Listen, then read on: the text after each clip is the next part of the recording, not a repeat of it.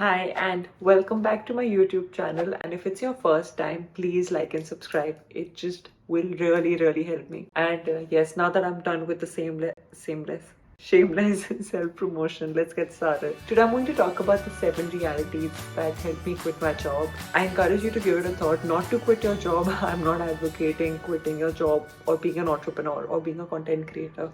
I advocate do what you think is the right thing for you. I hope at the end of these 7 things, it probably helps you find at least an additional income stream, because I think multiple sources of income are so important. So let's get started. True wealth is a lot more important than having an income. Now I know like that's obvious, right?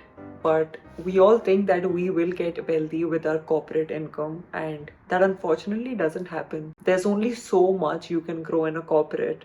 Whereas when you have something else to fall back on and when there are multiple income streams, that is what wealth is. I don't know if I'm able to explain it clearly, but then there's income and then there's wealth.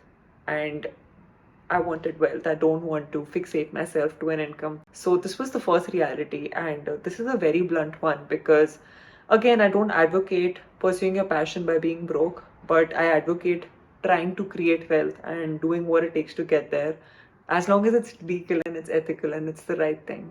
The second one is the time advantage. So when you're working in a corporate, it takes you a certain amount of time, a few years or a few decades to create this kind of wealth, right?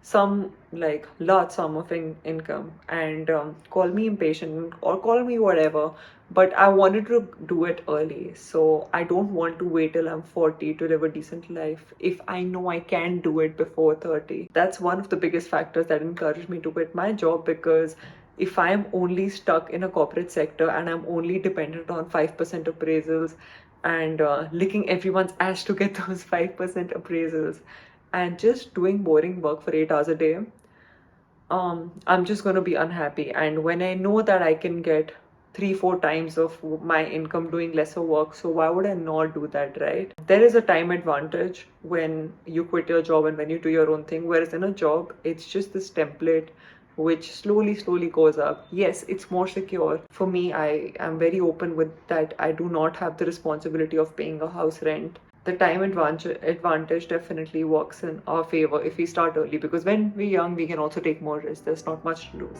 I just felt if others can do it, why not me? I mean, I'm a huge Ali Abdaal fangirl, and I think if people like Ali Abdaal or Tim Denning or Sean Kernan can do what they feel like doing, why can't we, and why can't you? What's stopping us from living our best lives? Because we are seeing people do it, right? So why not us? I think I worked very hard on my self-esteem and on my negative belief systems. So by the end of it, I just thought, if they can, why not me? I will also train the same way as they do, and I'll see how it works from there. What if it doesn't work out was in my head when I was side hustling. I was really scared to quit. I kid you not. It took me 4 hours to type my resignation email. That's how scared I was. Now I just think that what's the worst that can happen? The worst that can happen is that I go and do another job, which is actually not so bad. It's just a job. What if it doesn't work out is holding you back from literally unleashing your potential? Please don't let it. The brain has a way of making us stay safe by making us doubt ourselves so that we're in this safe box. But good things happen when you're out of that comfort zone. The 8-hour workday. It started hundreds of years ago when we had a lot of manual labor and factories and we needed those 8 hours. But with technology coming in, I'm not sure why we still have the 8-hour workday. We have computers and automated systems and work gets done so much faster, but we're still working the same amount of time.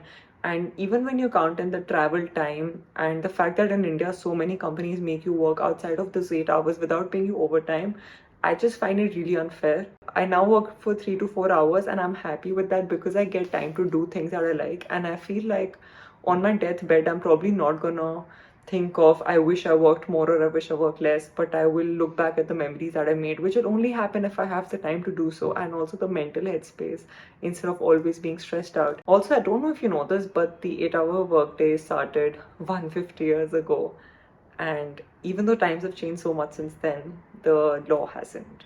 Strange. Having a mental snapshot of where you are going, and what you are moving towards is incredibly powerful.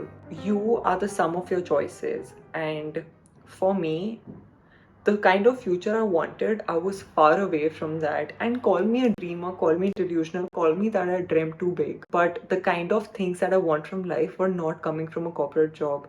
And I do not come from a home or family business where I can sort of quit and live a great life.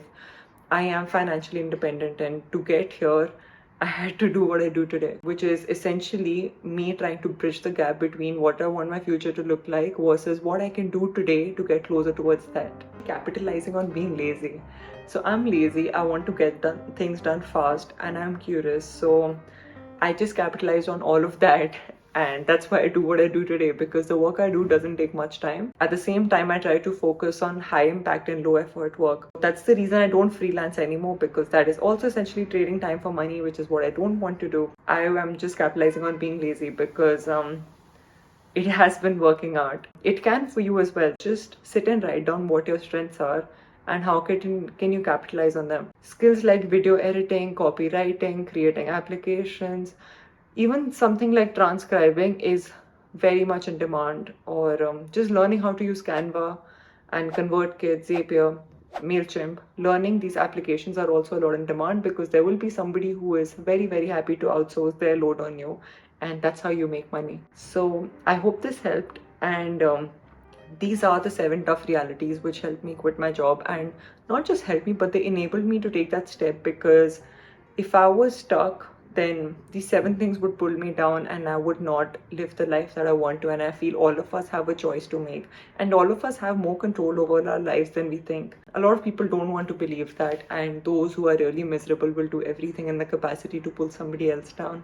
If one of those people is watching this video, then I wish you all the best, and even for everyone else, I wish you all the best. And go on to YouTube, go on to Google. There are a lot of more people like me who are doing what I do and who are living a solopreneurship lifestyle.